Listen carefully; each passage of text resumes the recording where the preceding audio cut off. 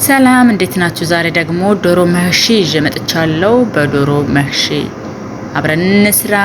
ዶሮዋን አንድ ዶሮ ተጠቀምኩት። በደንብ ጥብ ካደረኩኝ በኋላ አዘጋጅቻታለሁ። እዚህ ጋር ተጠቀምኳቸው ዝብደ ወይም ቅቤና ባህራት ደግሞ የተቀላቀለ ቅመምና ቆንዶ በርበሬ ወይም ብዛር አረቢ ይባላል ማለት ነው።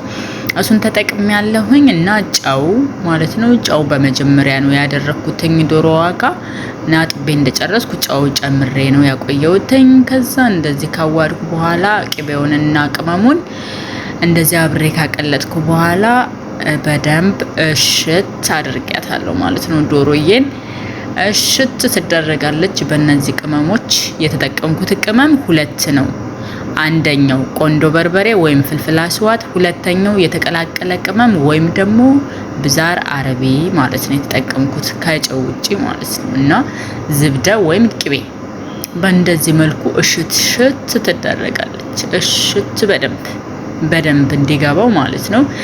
እንደዛ አድርጌ ሸፈና አድርጌ ቆይቻለሁ። ዶሮዬን እዚህ ጋር መጥበሻ ጥጄ ከዶሮ የተረፈኝ ቅቤ ወይም ዝብደ ነበረ፣ እሱን ተጠቅሜ ያለሁኝ ማለት ነው። ሽንኩርት ያዘጋጀሁት ሽንኩርት አለ ጨመርኩት። በደንብ ይቁላላል፣ ቀይ እስከሚሆን ድረስ ይቁላላል ማለት ነው። ቱም ወይም ነጭ ሽንኩርት ተጠቀምኩኝ፣ ትንሽ ብዙም ሳይበዛ እንደዚህ በደንብ ቀይ እስከሚሆን ድረስ ይቁላላል በእንደዚህ መልኩ። ከዛ ከትፍ ያዘጋጀሁት መሽሩም አለ፣ እሱን ጨምሬ ያለሁኝ ማለት ነው። የተጠቀምኩት ቅመም ተመሳሳይ ነው ከዶሮ ጋር ቆንዶ በርበሬ እና የተቀላቀለ ቅመም ማለት ነው፣ ወይም ብዛር አረቢ፣ ፍልፍል አስዋት፣ ማጂ ተጠቅሜ ያለሁኝ ማለት ነው። እዚህ ጋር ደግሞ ያዘጋጀሁት ትንሽዬ ሩዝ ነበረ፣ ትንሽ ማለት ነው፣ ብዙ ሳይሆን ትንሽ፣ ልክ እንደ መሽሩሙና እንደ እንትኑ መጠን ማለት ነው፣ እንደ ሽንኩርቱ መጠን ትንሽዬ ማለት ነው ተጠቅሜ ያለሁኝ ማለት ነው። ሩዝን ጨምሬ ያለሁኝ ትንሽ ካቁላለሁት በኋላ ከለስኩትኝ። ውሃ መብዛት የለበትም፣ ትንሽ ነው የሚከለሰው። ውሃ ትንሽ ነው የሚጨመረው።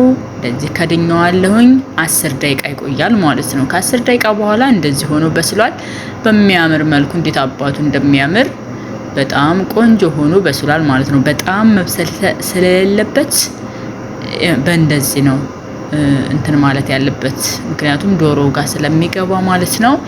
እዚህ ጋር ሽት አድርጌ ያዘጋጀዋት ዶሮዬ ይቻቱናች።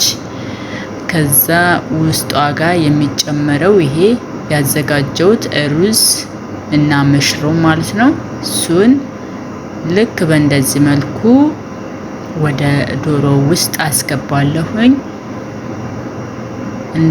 በጥንቃቄ ማለት ነው። ሩዙ እንዳይሰባበር በጥንቃቄ ቀስ እያልኩኝ አስገባዋለሁ ውስጥ ላይ ማለት ነው። ዶሮዋ